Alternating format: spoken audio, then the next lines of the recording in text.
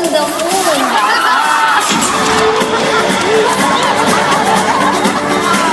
Step ko lang maganda sa akin. Inner beauty.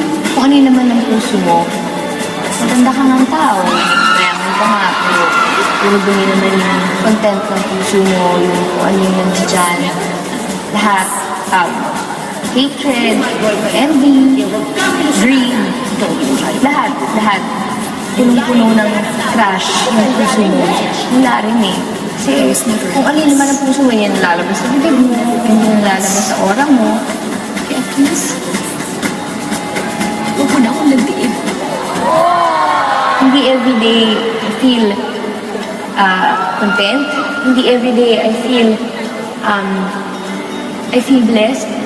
Honest po yan na dumadaan tayo sa lahat. I feel empty. Sobra akong mahihain eh. Marami akong insecurities. Gusto kong i-relate to sa mga tao na hindi, na pare-pareho tayo eh. Oo, artista kami. Oo, lagi kaming may makeup or all glammed up. Pero, ang dami pa rin insecurities eh. Ako po, magiging honest ako. Darating yung pagkakataon na, bakit ganito lang ako? Bakit kaya? Hindi ko kaya to. Gusto kong gawin to pero hindi ko kaya to. Maraming ganon. Para sa akin, ang pinakamahirap, least na crowd, ay nanggagaling sa mall. Kasi libre pong pasok ang mga tao eh. So, one time, kumakanta ako. Walang reaction yung mga tao.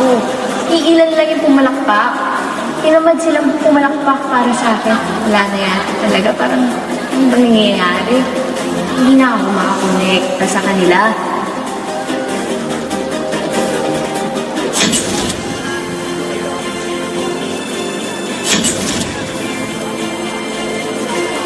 Despite all my imperfections, kahit na hindi naman ako sobrang magandang babae, hindi ako makinis, hindi ako yung the typical na artista na mestiza, perfect, may mga tao pa rin na naniniwala at nagmamahal sa akin. Nakaka-appreciate sa mga trabaho ko. Kaya nga, yung realization na yun is ipaparemind sa'yo ni Lord every time na magsisimba ka na.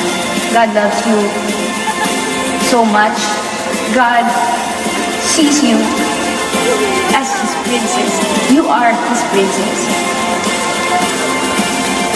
So, kaya nga sinasabi ko po, si Lord lang yung certain one, diba?